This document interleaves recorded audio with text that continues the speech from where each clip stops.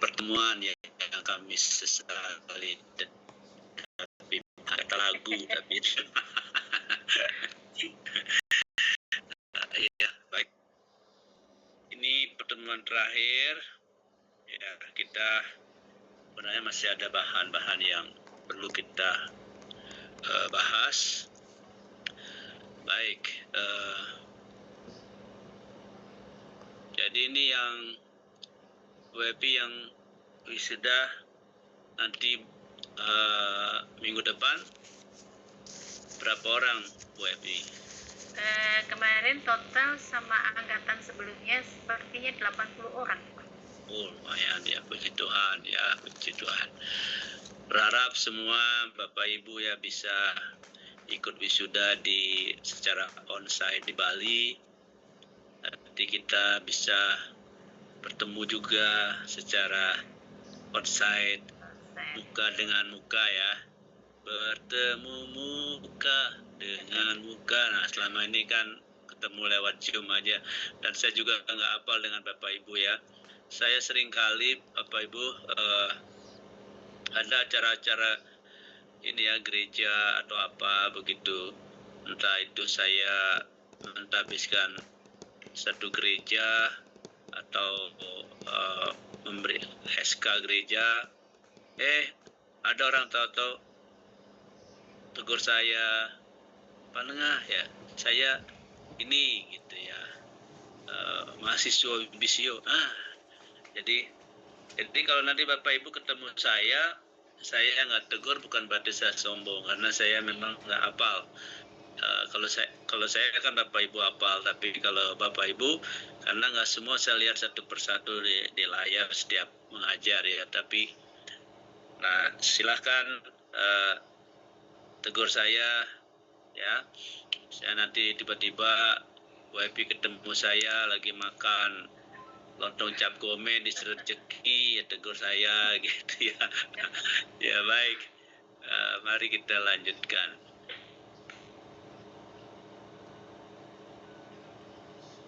Ya, minggu lalu kita sudah sampai, kita membahas tentang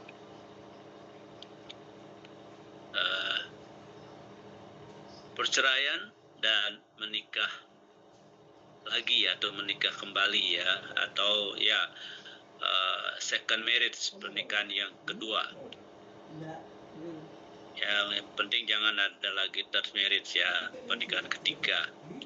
Nah, ini memang sesuatu yang sangat sensitif dan juga kompleks Bapak Ibu. Jadi tidak hitam putih, tetapi memang sangat kompleks untuk hal ini. Jadi kita tidak bisa pakai hitam putih atau pokoke gitu ya, kata orang Jerman. Pokoke, misalnya pokoke bisa, pokoke tidak boleh, misalnya gitu. Jadi ini bukan hitam putih, ini memang sangat kompleks, karena itu tidak sederhana, tidak gampang begitu saja untuk menetapkan boleh atau tidak boleh. Nah, tapi kita mesti belajar untuk melihat konteks, dan ada hal-hal yang memang Tuhan izinkan, tapi ada hal-hal yang Tuhan strict ya, jadi saklek, nggak bisa diganggu gugat. Tapi seringkali juga di Alkitab kita menemukan exception atau pengecualian ya. Nah, kita lihat Tuhan menciptakan manusia, ini sudah minggu lalu, tapi kita mau untuk refresh dulu. Tuhan menciptakan manusia sebagai makhluk sosial. Itulah sebabnya mengapa Tuhan mengatakan tidak baik kalau manusia itu seorang diri saja. Tuhan Allah berfirman, tidak baik kalau manusia itu seorang diri saja. Aku akan menjadikan penolong baginya yang sepadan dengan dia. Nah, ia menggagas lembaga perkawinan, maksudnya Tuhan Yahweh menggagas lembaga perkawinan sebagai hubungan yang mengikat antara seorang laki-laki dan seorang perempuan. Tuhan berkata, sebab itu seorang laki-laki akan meninggalkan ayahnya dan ibunya dan bersatu dengan istrinya, sehingga keduanya menjadi satu daging. Ayat ini dikutip oleh Tuhan Yesus ketika menjawab orang-orang Farisi tentang perceraian, ya. Dan firman-Nya, sebab itu laki-laki akan meninggalkan ayah dan ibunya dan bersatu dengan istrinya, sehingga keduanya itu menjadi satu daging. Pernyataan Tuhan Yesus tersebut menunjukkan kalau Kejadian 2 ayat 24 adalah dasar teologi bagi asal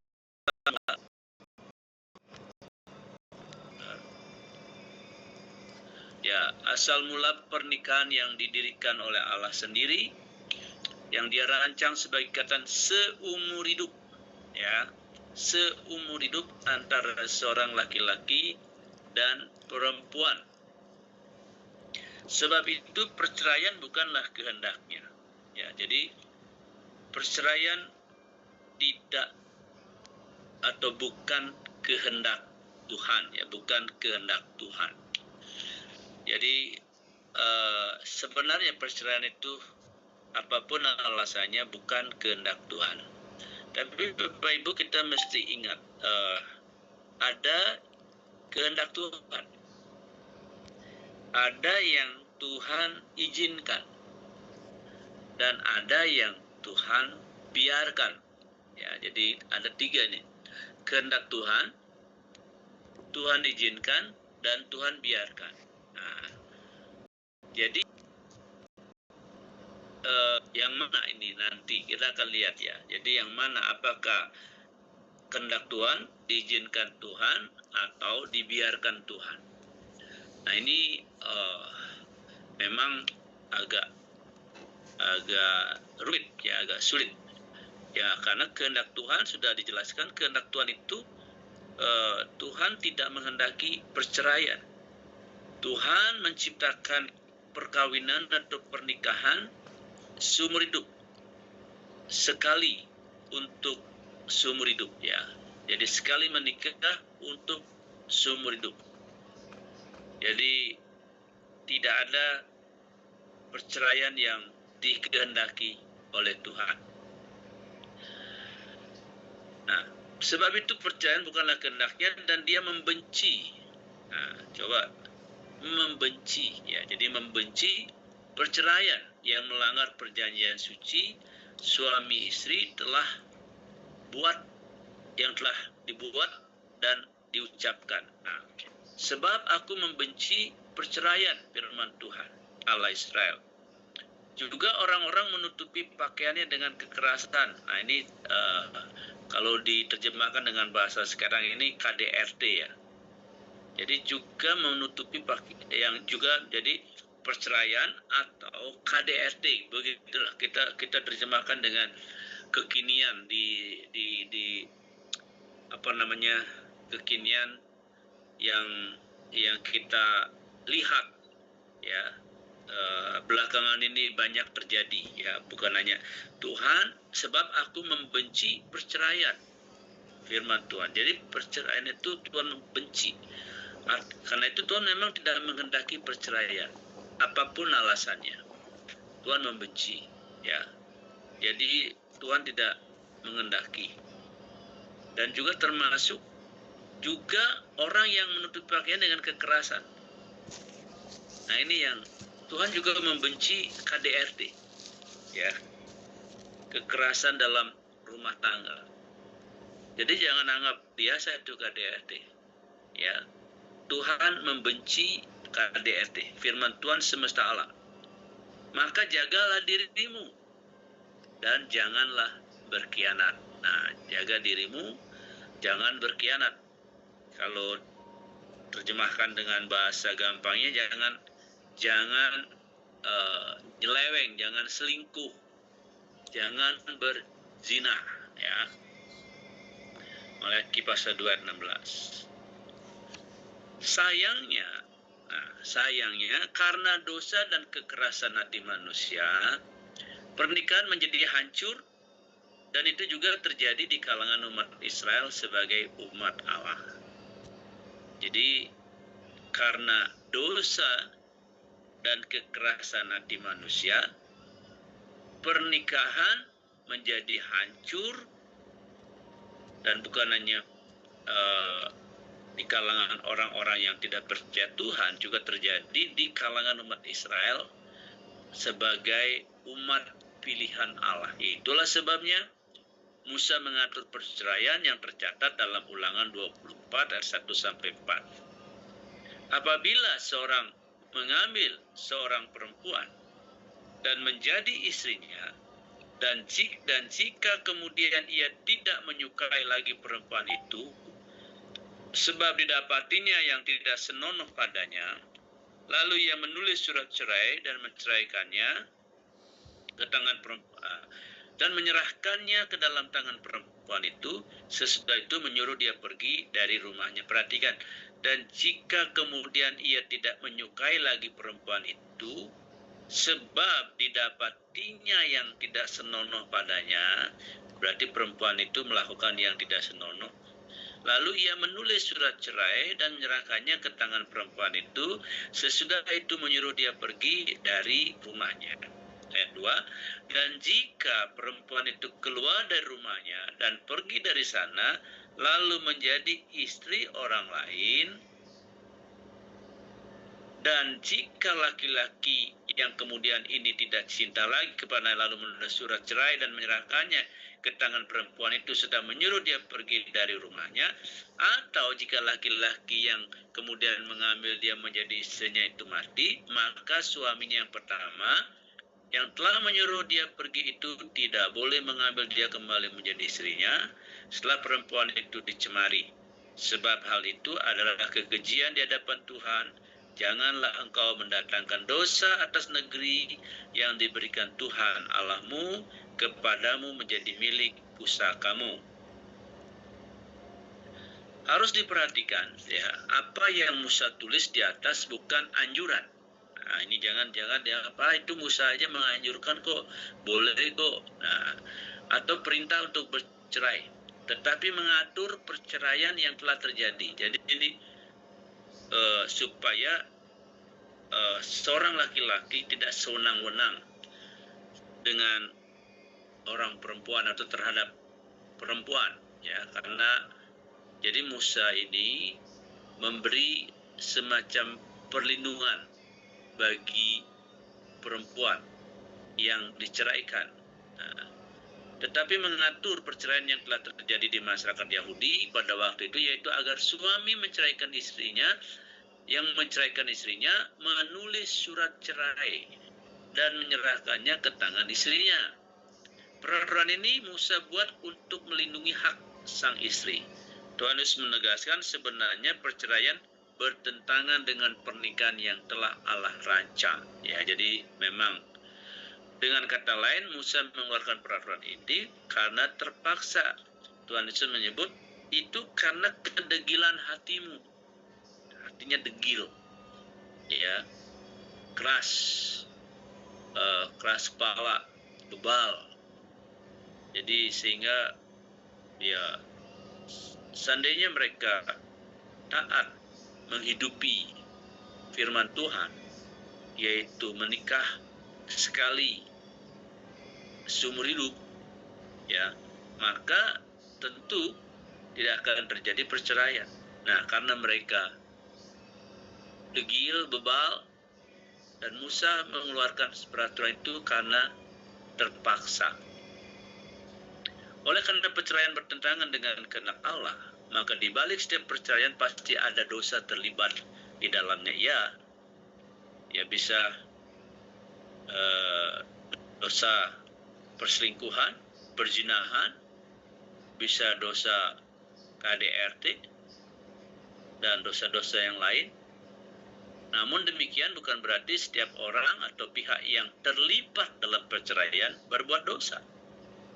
Ada bagian firman Tuhan yang menunjukkan meskipun perceraian bukan kehendak Allah, namun bukan berarti semua orang bercerai berdosa. Sebaliknya, Allah justru memerintahkan para suami untuk memisahkan diri. Ya, ini sudah minggu lalu. Ya, ini refreshing aja. Nah, ya, ini ayat-ayat yang menunjukkan bahwa perceraian bukan dosa yang tidak terampuni ya. Nah, dengan menyebut hal di atas bukan berarti perceraian dapat dilakukan begitu saja oleh pasangan Kristen seperti yang banyak terjadi sekarang ini. Jadi sekali lagi ditekankan, Alkitab dengan jelas menegaskan bahwa perceraian bukan kehendak Allah. Bukan sekali lagi ini berkali-kali ya ditekankan bahwa perceraian bukan kehendak Allah. Tuhan Yesus berkata bahwa perceraian terjadi karena kedegilan hati manusia, ya, di manusia yang tidak mau berobat. Nah, sekarang dispensasi ayat-ayat Alkitab yang mengizinkan perceraian dan menikah lagi. Nah, jadi ada. Nah, seperti saya tadi katakan, di dalam Alkitab kadang-kadang ada ayat-ayat yang di dalamnya ada exception, ya, pengecualian, ya, ada pengecualian. Jadi ada dispensasi. Nah, kita melihat dispensasi ayat-ayat Alkitab yang mengizinkan perceraian dan menikah lagi. Nah, tapi kita mesti hati-hati di sini. Ya, mesti hati-hati di sini. Walaupun ada ayat-ayat Alkitab yang mengizinkan perceraian, nah, tetapi tidak begitu saja kita boleh bercerai. Ya, tidak begitu saja kita boleh bercerai. Orang Kristen boleh bercerai. Orang Kristen boleh menikah lagi. Jadi walaupun ada ayat-ayat Alkitab yang mengizinkan perceraian dan menikah lagi, nah, bukan berarti ya begitu saja. Tapi tentu ada tahapan-tahapan di dalamnya yang yang mengecualikan, ya, yang memberi dispensasi untuk bercerai dan menikah lagi. Jadi tidak serta-merta, ya. Jadi segampang begitu, ya, tidak mudah. Nah, Alkitab menegaskan apa yang telah disatukan Allah tidak boleh diceraikan manusia. Jadi siapapun manusia tidak boleh menceraikan apa yang sudah disatukan oleh Allah. Suami tidak boleh, istri tidak boleh, orang tua tidak boleh, mertua tidak boleh, siapapun tidak boleh. Namun, Alkitab juga memberi petunjuk adanya 3 situasi atau pengecualian, exception, ya, di mana perceraian dan menikah lagi atau remarriage atau second marriage diizinkan. Nah, apa itu? Yang pertama, jika dosa percabulan dan perzinahan terjadi dalam pernikahan. Tetapi aku berkata kepadamu, setiap orang yang menceraikan istrinya, kecuali karena zina. Nah, ini exception, pengecualian. Kecuali karena zina, ia menjadikan istrinya berzina. Dan siapa yang kawin dengan perempuan yang diceraikan, ia berbuat zina. Nah, Tuhan Yesus kembali menegaskan dalam Matius 19 ayat 9, percabulan atau perzinahan dapat menjadi pengecualian untuk bercerai. Nah, misalnya berzina. Jadi pengecualiannya apa? Berzina.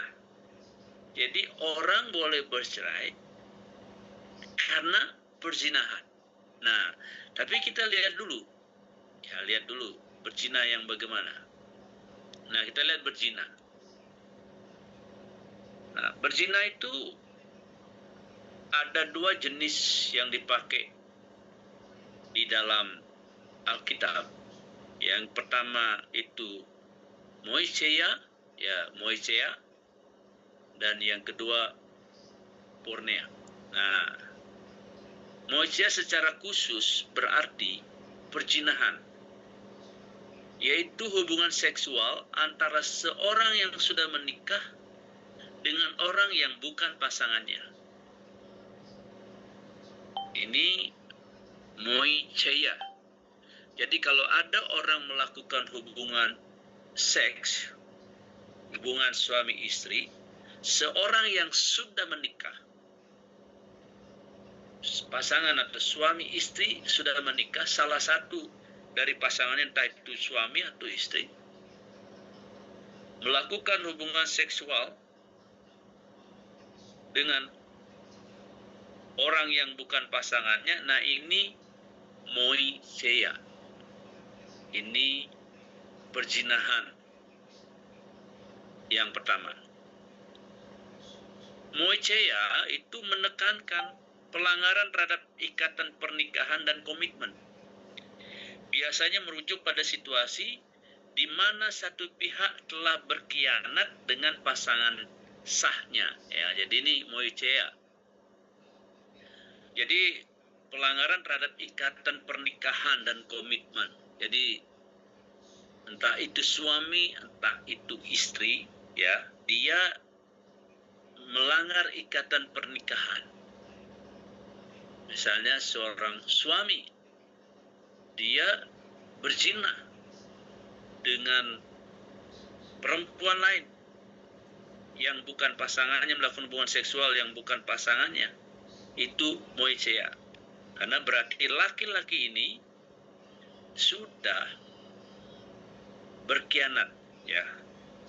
Jadi sudah melanggar ikatan pernikahan dan komitmen. Nah, jadi ini kemudian moicheia sering dianggap sebagai pelanggaran berat dalam banyak tradisi keagamaan, dalam khususnya di dalam kekristenan.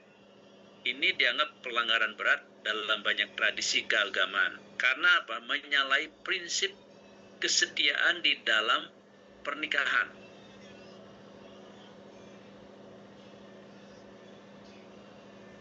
Nah, ini dulu, ya.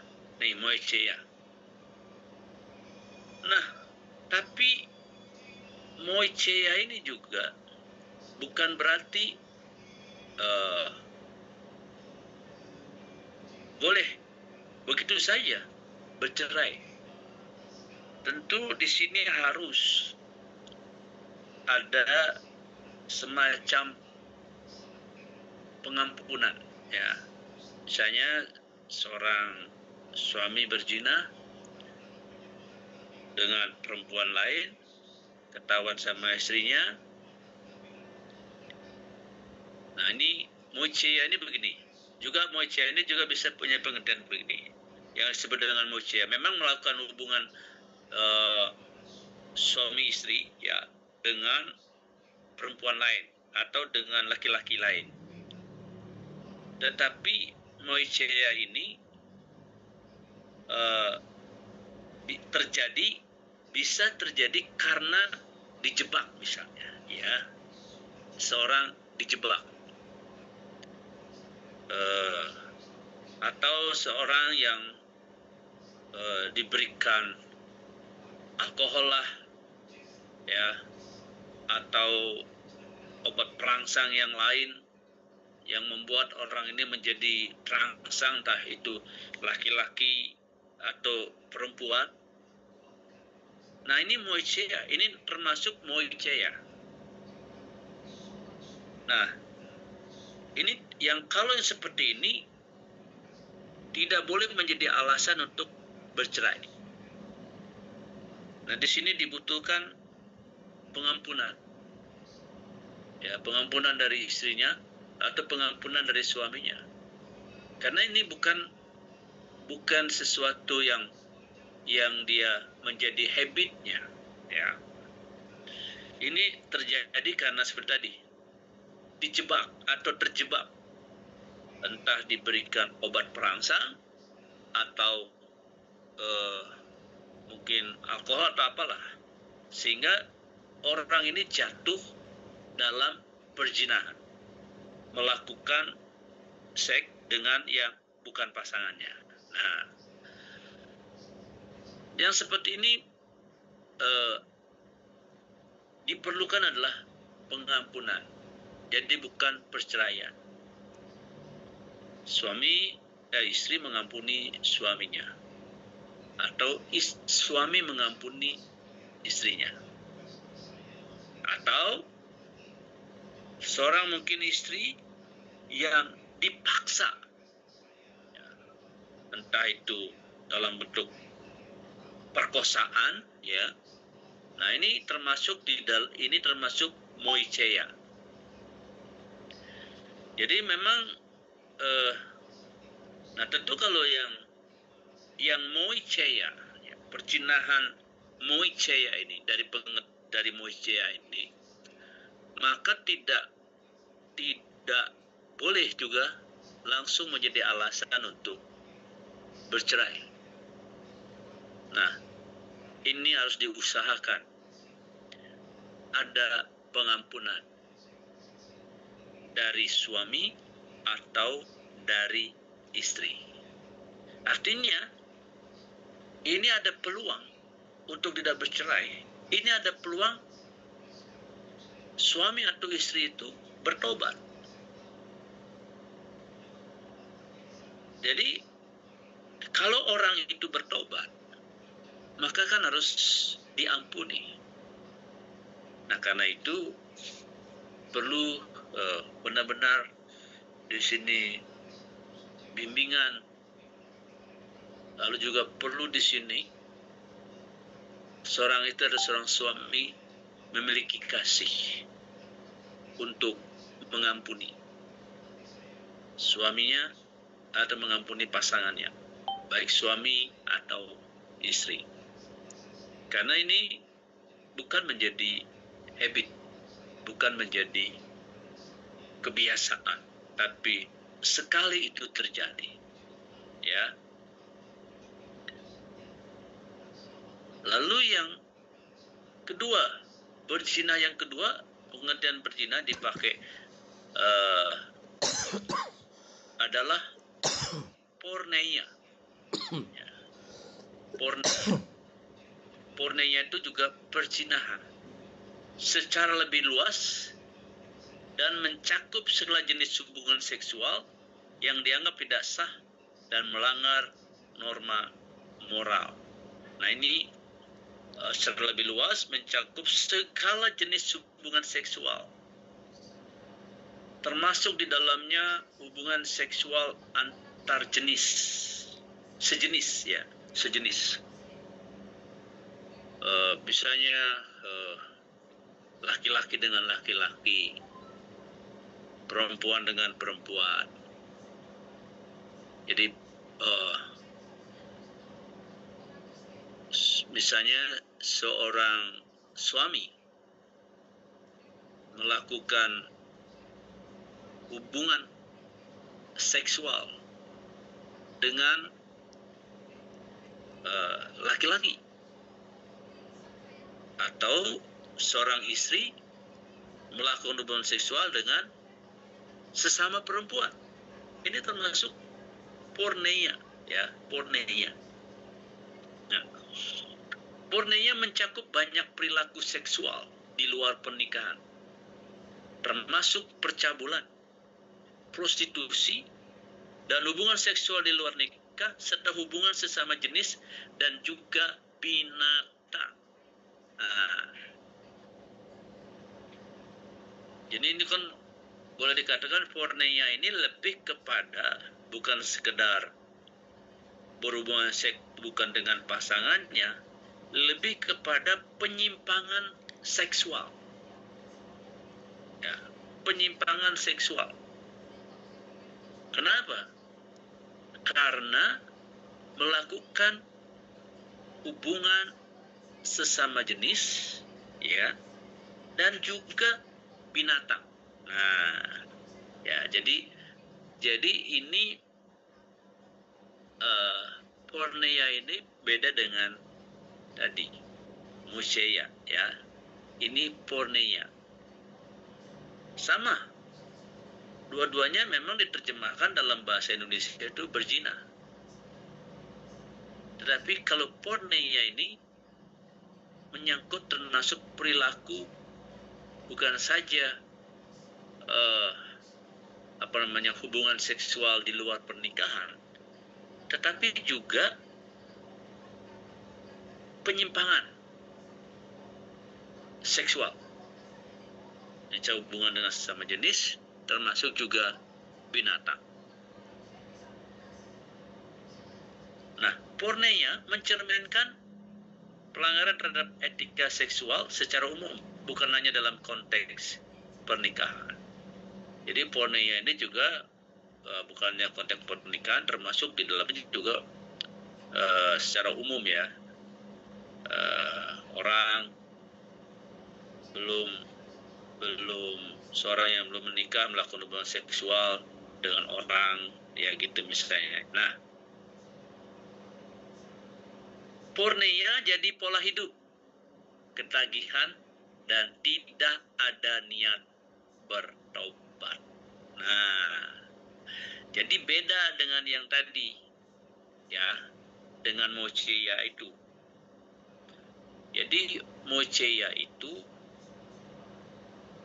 dia tidak ada penyimpangan, dan itu bisa terjadi memang bukan niat, bukan saya misalnya dia keluar rumah pergi ke mana gitu, ke hotel, janjian dengan perempuan, bukan begitu, tapi dia lebih kepada situasi yang membuat dia melakukan itu bukan karena keinginannya.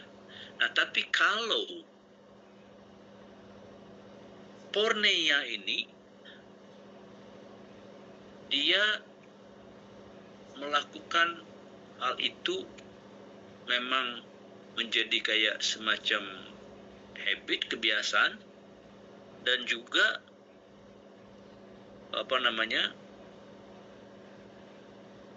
penyimpangan ya. Ada penyimpangan seksual, bukan saja dengan sesama jenis, tapi juga dengan binatang. Bisa ya binatang apa saja, mungkin dengan ya binatang ya. Nah, porneia jadi pola hidup, jadi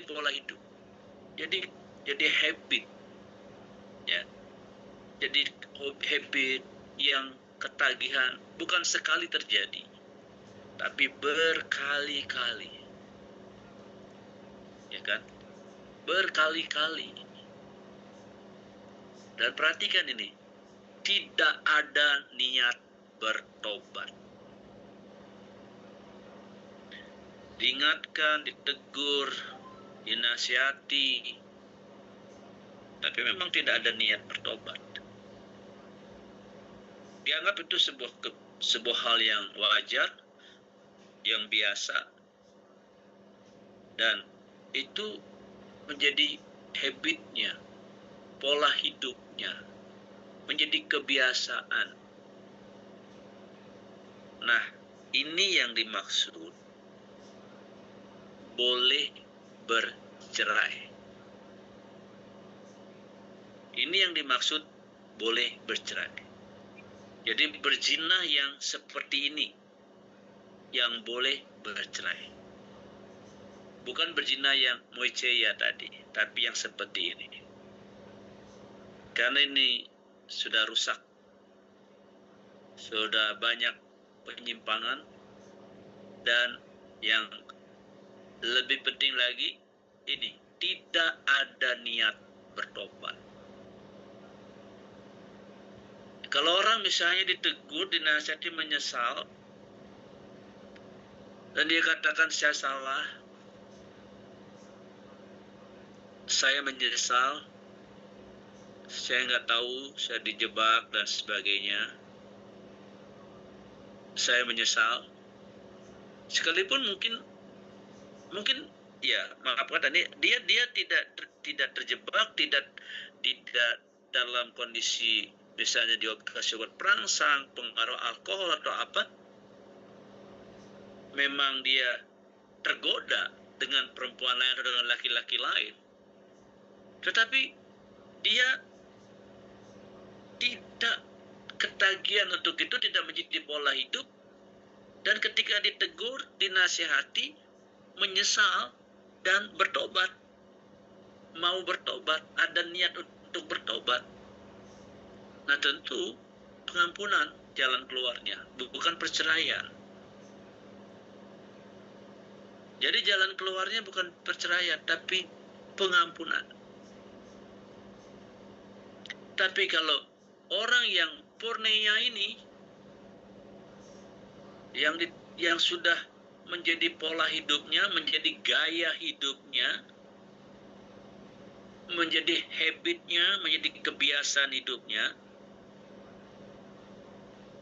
dan terus-menerus lakukan ketagihan, dan tidak ada niat bertobat, ya.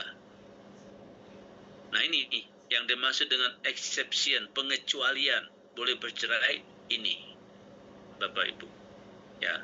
Nah ini boleh, silakan. Saya kira kalau saya tanya misalnya ibu-ibu atau bapak-bapak di sini punya suami model begini, pasti tidak tahan, nggak kuat, pasti, aduh, jijik ya.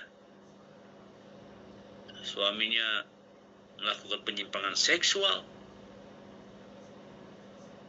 di seks ya, laki-laki oke, jadi ACDC, laki-laki mau, perempuan mau, udah gitu binatang juga, ya itu udah gimana gitu, dan tidak pernah menyesal, tidak mau bertobat, ya barangkali saya kira ibu-ibu yang ada di kelas ini pasti juga jijik melihat suami seperti itu.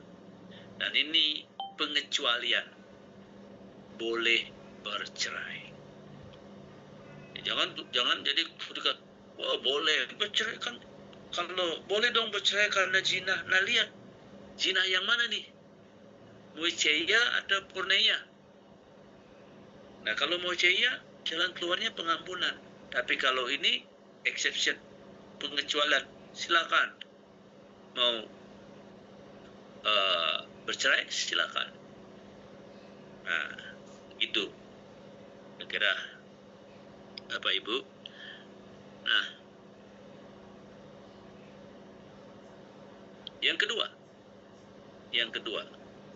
jadi tadi boleh bercerai karena zina atau karena berzina, dan berzinahnya itu juga kita lihat yang mana, moicheia atau porneia. Nah, yang kedua, jika pasangan yang tidak beriman mau bercerai. Nah, ini nasihat dari firman Tuhan atau Rasul Paulus. Tetapi kalau orang yang tidak beriman itu mau bercerai, biarlah ia bercerai. Dalam hal demikian, saudara atau saudari tidak terikat, tetapi Allah memanggil kamu untuk hidup dalam damai sejahtera. Orang percaya harus berdoa dan berusaha mempertahankan pernikahannya. Ya, itu memang kita sebagai orang percaya, sebagai anak-anak Tuhan, sebagai hamba-hamba Tuhan, pelayan-pelayan Tuhan, harus berdoa dan berusaha mempertahankan pernikahan kita. Jadi sehebat apapun cobaan dalam rumah tangga kita, dalam keluarga kita, dalam pernikahan kita, kita harus berdoa dan berusaha dan berkomitmen ya untuk mempertahankan pernikahan. Namun jika suami atau istrinya ingin meninggalkan dia atau bercerai, orang beriman itu berada dalam posisi sebagai korban, bukan inisiator dari perceraian tersebut. Dalam hal ini, orang beriman itu yang bercerai dapat juga menikah dengan orang lain. Nah tadi nggak disinggung tuh ya, tadi nggak disinggung. Pak, boleh nggak misalnya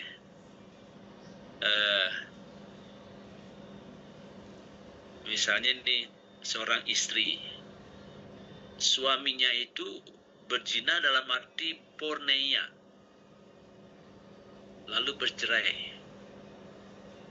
Boleh nggak istrinya menikah lagi? Nah, boleh nggak? Nah ini apa namanya?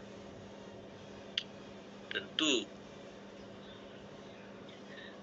menurut saya dia itu korbannya. Dan karena yang apa itu suaminya itu ya boleh katakan udah kayak bukan manusia lagi. Boleh nggak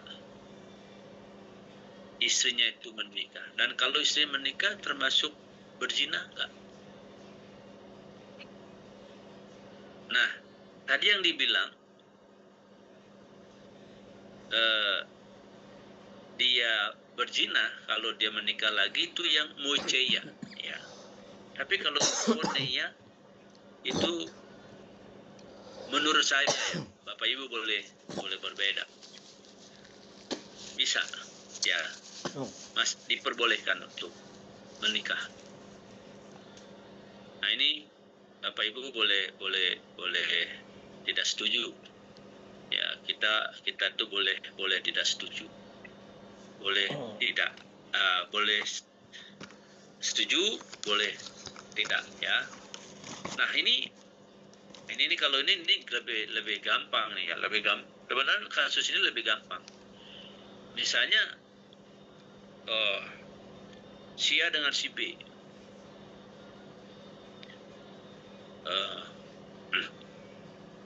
salah satu dari pasangan ini menjadi percaya kepada Tuhan Yesus, menjadi orang percaya, dia bertobat, jadi orang percaya atau orang Kristen, sementara pasangannya nggak mau. Nah, bagaimana kalau kemudian pasangan yang tidak percaya ini menuntut cerai?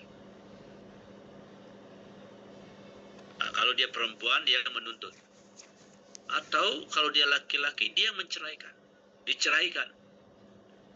Nah, tentu ini boleh bercerai karena diceraikan. Berarti orang beriman ini, orang Kristen ini korban, bukan inisiator. Dan kalau dia bercerai, lalu kemudian dia mau menikah lagi, dalam ini orang beriman itu yang bercerai dapat juga menikah dengan orang lain. Jadi dia bisa. Misalnya seperti ini ya, kasus kayak siapa itu, Tessa Kaunang dengan suaminya Sandy Tumiwa. Nah, Sandy Tumiwa ini kan kembali ke kepercayaan yang lama. Lalu si Tessa ini tidak mau ikut kepercayaan suaminya, dipaksa nggak mau. Tapi Tessa ini tidak menuntut cerai, tapi karena ajaran mereka, jadi kalau bukan seiman dengan mereka, itu bukan muhrimnya, jadi itu haram. Nah, jadi mau nggak mau nggak bisa hidup bersama, karena itu bercerai. Nah, jadi seandainya Tessa Kaunang menikah lagi, itu tidak masalah, karena dia korban, ya, bukan dia yang menuntut cerai. Itu karena faktor iman. Nah, lalu yang ketiga, jika perceraian terjadi sebelum yang bersangkutan mengenal Tuhan. 1 Korintus 6 ayat 9, 10. Atau tidak tahukah kamu bahwa orang-orang yang tidak adil dan tidak mendapat bagian dalam kerajaan Allah, jangan sesat. Orang cabul, penyembah berhala, orang berzina, banci, orang pemburit, pencuri, orang kikir, pemabuk, pemfitnah, dan penipu tidak akan mendapat bagian dalam kerajaan Allah. Paulus menulis daftar dosa yang menyebabkan orang tidak mendapat bagian dalam kerajaan Allah. Namun dalam ayat 11, Paulus berkata, dan beberapa orang di antara kamu demikianlah dahulu, maksudnya melakukan dosa yang tadi itu. Tetapi kamu telah memberi dirimu disucikan. Kamu telah dikuduskan. Kamu telah dibenarkan dalam nama Tuhan Yesus Kristus dan dalam roh Allah kita. Ini berarti Tuhan telah mengampuni segala dosa-dosa yang telah dilakukan sebelum orang itu mengenal Tuhan. Nah, dalam kurung termasuk dosa perceraian. Saat orang tersebut mengakui dosa-dosanya dan menerima Tuhan Yesus sebagai Tuhan dan Juru Selamat. Jadi tadi itu kan ada dosa, cabulan, berzina, menyembah berhala, dan sebagainya itu dulu dilakukan oleh orang-orang Korintus, jemaat Korintus sebelum mereka terima Tuhan. Tapi sekarang kamu telah memberi dirimu disucikan, dikuduskan, dibenarkan dalam nama Tuhan Yesus. Ini berarti kan Tuhan mengampuni dosa-dosa yang dilakukan sebelum orang itu mengenal Tuhan. Berarti kan termasuk di dalamnya, kalau ada, termasuk dalam dosa perceraian. Mungkin orang-orang Korintus ada sebelum ketika mereka percaya, atau status mereka pada waktu itu mungkin duda atau janda karena bercerai. Nah kemudian setelah dia atau mereka percaya Tuhan Yesus, ya setelah mereka percaya Tuhan Yesus kan mereka tadinya janda cerai, duda cerai. Nah setelah percaya Tuhan Yesus, tentu boleh nggak mereka menikah? Nah, dalam kasus perceraian terjadi sebelum seseorang menjadi orang Kristen, apakah orang itu diizinkan menikah lagi? Khususnya jika alasan perceraiannya bukan karena terjadinya perzinahan atau karena suami istrinya meninggalkan dia. Begini. Jadi sebelum mereka jadi orang Kristen, mereka bercerai bukan karena berzina, ya, bukan karena berzina, atau bukan karena suami atau istrinya meninggalkan dia. Nah, Alkitab tidak secara langsung menjawab pertanyaan ini.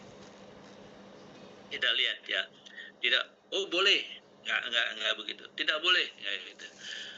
Nah, kita lihat di dalam 1 Korintus pasal 7 ayat 17. Paulus menyarankan, selanjutnya hendaklah tiap-tiap orang tetap hidup seperti yang telah ditentukan Tuhan baginya dan dalam keadaan seperti waktu ia dipanggil Allah. Misalnya waktu dia dipanggil Allah, dia status cerai sama suaminya, dia janda, atau dia status cerai dengan istrinya, dia duda. Nah, nasihat Rasul Paulus setelah mereka menjadi orang percaya, dinasihati sebaiknya tetap dalam keadaan seperti waktu yang dipanggil Allah. Misalnya dia waktu dipanggil Allah itu dia janda, ya udah tetap. Inilah ketetapan yang kuberikan kepada semua jemaat. Lalu diulangi dalam ayat 20 dan 24. Kalau kita perhatikan, Paulus menggunakan kata hendaklah. Jadi hendaklah tetap, bukan harus tetap. Perhatikan ya, jadi hendaklah. tetap seperti waktu ia dipanggil Allah. Hidup seperti waktu dia dipanggil Allah. Jadi waktu dia dipanggil Allah, dipanggil Tuhan, menjadi percaya janda atau duda, hendaklah tetap seperti itu. Tapi ini hendaklah bukan harus. Bukan harus. Oleh karena itu, jika kita menerapkan nasihat Paulus kepada pertanyaan di atas, maka orang yang bercerai hendaklah atau sebaiknya tetap hidup sendiri. Nah, jadi kalau bisa ya udah hendaklah. Nah, jadi sebaiknya hendaklah ini sebaiknya. Hendaklah sebaiknya tetap hidup sendiri. Depannya nah ini ya. Namun Rasul Paulus juga mengatakan Depan itu kok malang. bahwa nasihat ia tulis di Korintus 1:7 bukanlah sebagai perintah. Jadi bukan perintah. Karena itu tidak harus, tidak. Hendaklah sebaiknya. Di ayat 6 ia berkata, hal ini kukatakan kepadamu sebagai kelonggaran, bukan sebagai perintah. Sudah usah. Jadi kadang di gereja saya sebagai gembala, kalau ada hal-hal yang misalnya tidak prinsip, saya sering pakai saya menghimbau. Ya, artinya itu ya terserah. Jadi mau misalnya gini ya, contoh gini, saya menghimbau semua jemaat ikut dalam acara misalnya retreat, ibadah padang, atau apalah gitu. Itu himbauan. Jadi kelonggaran, ya bisa ikut, bisa tidak, gitu.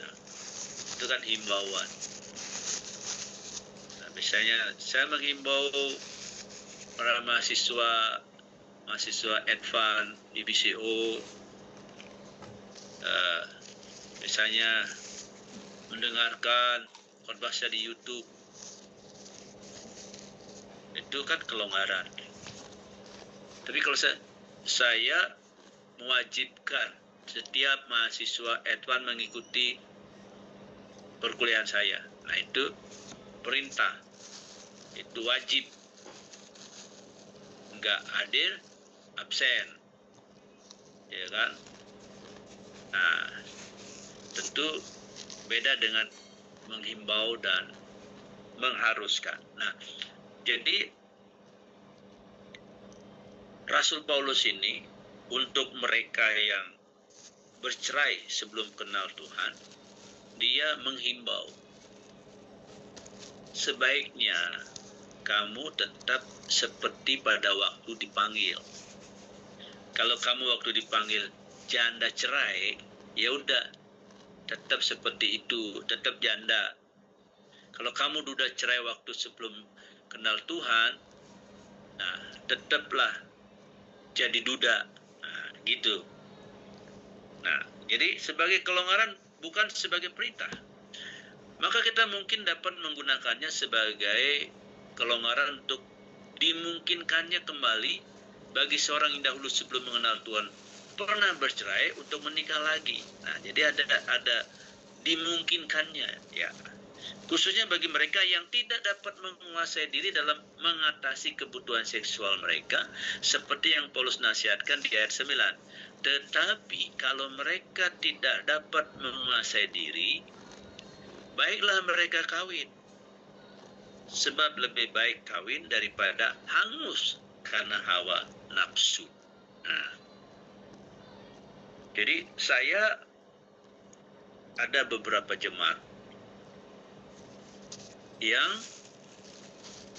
dia janda, ya janda cerai sebelum bertobat. Nah, mereka ini tetap nggak menikah. Bahkan ada yang ada banyak yang mau tapi dia tidak menikah. Itu pilihan dia, gitu. Pilihan dia untuk tidak menikah lagi. entah karena trauma, atau karena memang dia cinta Tuhan, udah saya fokus saja dengan Tuhan, saya nggak mau menikah. Nah, yang ada yang sempat saya ya tanya-tanya, tapi mereka bilang, "Dahlah Pak, buat apa saya juga menikah lagi? Saya punya anak, nanti suami saya yang baru belum tentu sayang sama anak saya, saya lebih baik lah." Nah, ini alasannya demi anak. Ya, tapi ya bagus juga. Jadi dia seperti anjuran Paulus ini, tetap seperti pada waktu dipanggil Tuhan. Apapun motivasinya, apapun latar belakangnya, ya kita hargai. Nah, khususnya bagi mereka yang tidak dapat menguasai diri dalam mengatasi kebutuhan seksual, seperti Paulus nasihatkan, tetapi kalau mereka tidak dapat menguasai diri, baiknya mereka menikah. Sebab lebih baik menikah daripada hangus karena hawa nafsu. Ya, daripada mereka nanti hangus, kita nggak boleh, harus seperti sebelum bertobat. Nah, tapi kalau mereka tidak tahan ini, jadi ini sekali lagi, Paulus tidak memakai kata harus, tetapi hendaklah atau sebaiknya, ya sebaiknya. Nah, bagaimana dengan kasus KDRT? Nah, kasus KDRT tidak dibenarkan bercerai. Ya, kasus KDRT tidak dibenarkan bercerai. Sebab aku membenci perceraian, firman Tuhan Allah Israel, juga orang-orang yang menutupi pakaiannya dengan kekerasan. Ini KDRT ini juga dibenci oleh Tuhan, ya. Firman Tuhan sementara, maka jagalah dirimu dan janganlah berkhianat. Nah, bagaimana Pak dengan KDRT? Bapak Ibu, ini juga memang tidak semudah yang kita bicara, kita ngomong.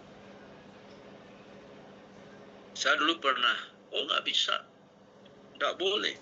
Kamu harus bertahan, banyak berdoa. Nah, satu hari, istri saya pernah bercerita. Dia punya teman, waktu itu satu kantor, setiap hari, hampir setiap hari, dia ke kantor, kadang-kadang matanya biru, pipinya merah, atau bagian-bagian tubuh yang lain cedera, ya. Nah, ketika dia kadang-kadang dia cerita, kadang-kadang istri saya nanya, kamu dipukul lagi, kamu diapain lagi sama suamimu? Tapi istri saya karena Kristen, udah kamu kan ini, saya mau cerai aja sama suami saya. Jangan, nggak boleh bercerai, itu dosa. Iya betul ya, memang cerai itu nggak boleh. Digituin, orang ini memang akhirnya nggak jadi cerai. Tetapi makin jadi suaminya. Lalu dia cerita lagi sama istri saya bilang, jangan cerai. Akhirnya, kamu mau saya nanti saya mati dulu karena disiksa sama suami saya, kamu baru sadar. Nah, maksudnya, kamu mau saya mati, kamu suruh saya bertahan. Saya udah bertahan, tapi orang ini tidak ada berubah. Kamu mau saya mati? Waduh, istri saya kaget. Ya, istri saya kaget. Istri saya kaget, oh iya ya. Karena makin ke sini, jadi dia bukan hanya mukul, bukan hanya meninju, kadang-kadang udah nginjek-nginjek. Nah, Bapak Ibu pernah nggak? Mungkin ya yang dari Surabaya, Bapak Ibu yang dari Surabaya pernah melihat kasus KDRT yang ada kalau nggak salah di Sidoarjo itu ya. Istrinya yang saya lihat itu, aduh, dianiaya sebegitu seorang perempuan, disiksa seperti itu. Nah, lalu kita katakan, ya udah kamu bertahan aja, kamu banyak berdoa. Nah, sekarang coba Bapak Ibu yang mempunyai anak perempuan, misalnya. Kadang-kadang kita memang, kalau saya katakan kita termasuk saya, ya saya juga begitu, ya. Akhirnya kalau itu, nah sekarang kalau itu anak-anak kita, anak perempuan kita, yang kita dari kecil jangankan memukulnya, menyiksanya, menyubitnya, memukul atau menendang, nyubit aja anak kita nggak pernah. Anak perempuannya, nggak pernah kita cubit, nggak pernah. Tapi sekarang oleh suaminya dia dianiaya, apalagi seperti yang di Sidoarjo itu. Sidoarjo kalau nggak salah. Nah, kalau anak perempuan kita seperti itu, apa kita akan ngomong sama anak kita, nak, kamu bertahan ya nak, kamu sabar ya nak. Nah, apakah kita bisa begitu? Nah, lalu bagaimana caranya, jalan keluarnya?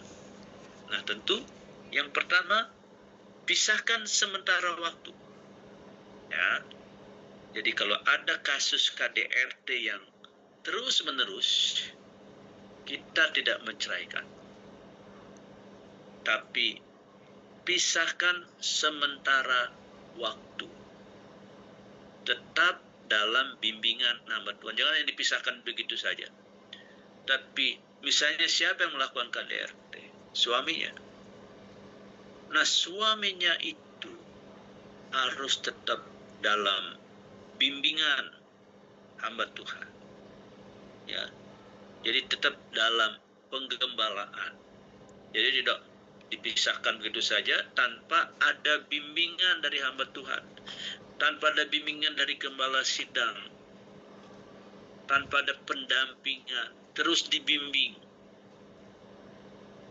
Supaya dia sadar, lalu dia bertobat. Jadi itu sementara. Lalu buat perjanjian di depan saksi. Ya, buat perjanjian bahwa dia tidak akan mengulangi lagi perbuatannya. Nah, di depan saksi. Saksinya siapa? Dari pihak mana? Jadi ada saksi di dalam perjanjian itu. Jadi kalau ada orang yang mengalami KDRT, memang janganlah, maksudnya jangan hanya bisa berkata, apalagi kita sebagai gembala, ya udah kamu sabar ya, banyak berdoa ya. Itu, aduh, dia loh yang mengalami siksaan, tiap hari disiksa, tiap hari dianiaya, tiap hari dipukul.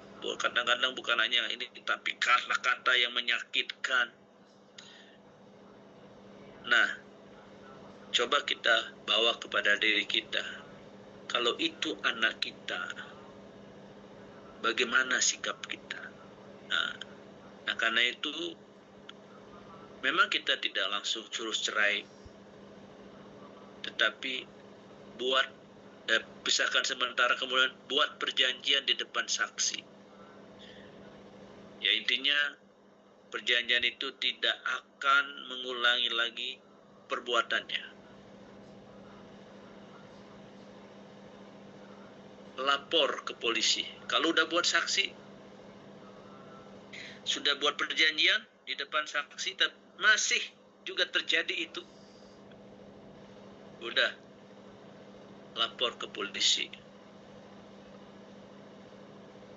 biar masuk penjara.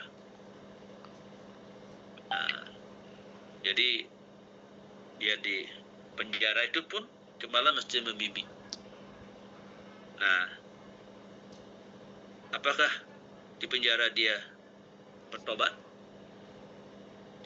Kita jangan bilang, wah, kejam banget Pak, kita ya daripada istrinya dibunuh sampai mati, lebih baik dia lapor ke polisi, penjara. Nah, berharap di penjara dia bertobat. Nah, kalau dia nggak bertobat, nah terserah dia, itu pilihan dia. Ya, nah, Bapak Ibu, itu ya, jadi laporkan ke polisi, penjara. Tapi ini nggak cerai ya. Jadi KDRT ini tidak dibenarkan ya untuk bercerai ya. Kasus KDRT tidak dibenarkan untuk bercerai, tapi melalui tahap-tahap ini. Nah, jadi diharapkan yang terakhir ini udah paling puncaknya ini, ya, penjara ini, ya, penjara. Kalau di penjara ini dia bertobat, ya tentu kembali dengan istrinya. Tapi juga kalau dia tidak bertobat, ya tetap tidak boleh dulu bersatu sama istrinya.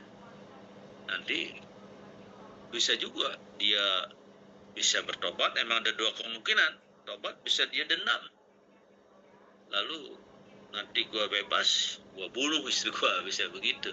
Nah, karena itu jangan dulu sampai kita lihat bahwa orang ini di waktu di penjara dia menyesal dan bertobat, lalu menghasilkan buah-buah pertobatan. Nah, ini yang diberi kesempatan kedua, ya, diberi kesempatan kedua. Nah, mengingat perceraian dan pernikahan lagi merupakan isu yang sensitif. Jadi ini sangat sensitif Bapak Ibu. Personal dan kompleks. Para hamba Tuhan dan kansel Kristen dalam menangani kasus ini perlu memperhatikan hal berikut ini. Jadi apa yang itu? Kita sebagai hamba Tuhan, sebagai pelayan Tuhan, atau Bapak Ibu yang sebagai kansel pernikahan, Bapak Ibu yang sebagai gembala, nah ini perlu untuk menangani kasus ini memang tidak mudah. Dan saya berharap baik saya maupun Bapak Ibu yang di sini sebagai gembala, sebagai hamba Tuhan misalnya, di gereja tidak ada kasus-kasus yang seperti ini kalau bisa. Tapi kadang-kala tidak ya. Juga, saya berapa kali alamin di gereja ada kasus-kasus seperti ini. Rasanya, berat juga. Kadang-kadang ada Tuhan kok jadi gembala begini ya. Ternyata berat ya. Nah, jadi menangani kasus ini perlu memperhatikan hal berikut. Kebenaran. Yang pertama, kebenaran. Truth. Alkitab artinya apa? Alkitab harus menjadi dasar kebenaran yang menjadi penuntun bagi kita dalam memahami dan menangani kasus ini. Bukan emosi dan situasi semata. Jangan terbawa emosi, ya, jangan terbawa situasi, atau karena kita ada rasa kasihan sama istrinya atau apa. Nah, kita mesti benar-benar jadikan Alkitab sebagai penuntunnya. nyatakan kebenaran firman Tuhan yang menjadi standar bagi iman dan juga praktek kehidupan kita, termasuk kehidupan berkeluarga, berumah tangga. Yang kedua, kebijaksanaan. Kita perlu kebijaksanaan, hikmat. Karena setiap kasus memiliki keunikan, maka menerapkan firman Tuhan membutuhkan hikmat kebijaksanaan. Tapi tidak pakai permusyawaratan ya. Itu sila keempat. Jadi menerapkan firman Tuhan membutuhkan hikmat kebijaksanaan. Untuk itu diperlukan doa. Ini standarnya, SOP-nya. Doa meminta hikmat dari Tuhan dan kesediaan untuk terus-menerus mempelajari firman-Nya. Jadi kita benar-benar berdoa kepada Tuhan, karena seringkali, kalau mungkin Bapak Ibu di sini ada yang sebagai gembala, seringkali menemukan kasus di jemaat, khususnya dalam hubungan suami istri ini, tidak sama. Masing-masing kasusnya ada keunikannya. Ya, jadi sehingga kita nggak, misalnya pasangan A dan B, kemudian pasangan C dan D, belum tentu. Walaupun mungkin sepertinya sama, tapi kadang-kadang saya berapa kali ya, ada jemaat yang tiba-tiba, Om saya mau cerai aja, atau Pak, pokoknya pandangan saya mau cerai. Wah, itu istilahnya, kalau istilah burung tuh ya, gacor banget tuh mulutnya untuk ngomong cerai itu, gacor sekali. Aduh, nggak dipikirin gitu, apa dampaknya terhadap keluarga, apa, aduh nggak dipikirin, saya ngomong tuh. Tapi puji Tuhan ya, dengan hikmat yang diberikan oleh Tuhan, ya, akhirnya keluarga mereka dipulihkan. Karena itu memang kita perlu hikmat. Menangani keluarga ini itu nggak sama. Itu perlu hikmat dari Tuhan. Karena itu kita perlu. Jadi sebelum membimbing mereka, kita minta hikmat. Sebab si A, si B, ya pasangan ini dan pasangan yang lainnya itu beda-beda. Maksudnya, walaupun dua-duanya sama, misal semuanya sama, mau cerai. Tetapi kalau ketika kita masuk di dalamnya, itu beda-beda kasusnya. Karena itu kita perlu hikmat. Kasih dan kepedulian. Kebenaran yang disampaikan tanpa kasih hanya melukai. Perhatikan ini ya. Kebenaran yang disampaikan tanpa kasih hanya melukai. Karena itu kita perlu kasih dan kepedulian. Memang kebenaran itu apa? Firman Tuhan. Tapi kalau disampaikan tanpa kasih, itu bisa melukai. Firman itu kebenaran. Tapi kalau tanpa kasih bisa melukai. Nah, tapi kebenaran yang disertai kasih dan kepedulian akan menyadarkan, menolong, dan memulihkan. Pelayanan ini tidak mudah dan membutuhkan waktu yang lama. Tidak mudah. Saya pernah sampai nyaris putus asa ya, karena tidak mudah memang. Pelayanan ini tidak mudah. Itu kadang-kadang butuh waktu lama, jadi butuh kesabaran ya. Nah, di situ kasih. Rasanya kalau tidak mengasihi keluarga itu, rumah tangga itu, rasanya males.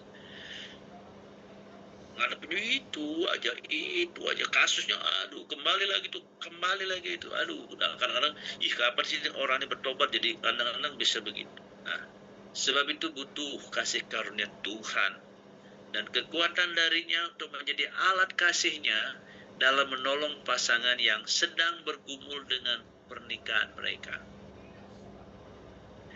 Itu di jemaat itu biasanya pernikahan yang banyak saya hadapi, pergumulan mereka di atas tahun ke-10, di atas tahun ke-5. Wah, itu sudah mulai banyak konflik, ya, banyak konflik. Nah, sebagai gembala di situ memang harus ada hikmat, memiliki kasih dan kepedulian, supaya kita juga bisa menjadi alat, ya, untuk menolong anggota kita, jemaat kita, atau pasangan suami istri yang sedang bergumul dengan pernikahan mereka. Nah, sebelum lanjut, Bu Evi, mungkin kita diskusi dulu, ya. Terima kasih Bapak untuk materi pada malam hari ini. Kita akan lanjut sesi tanya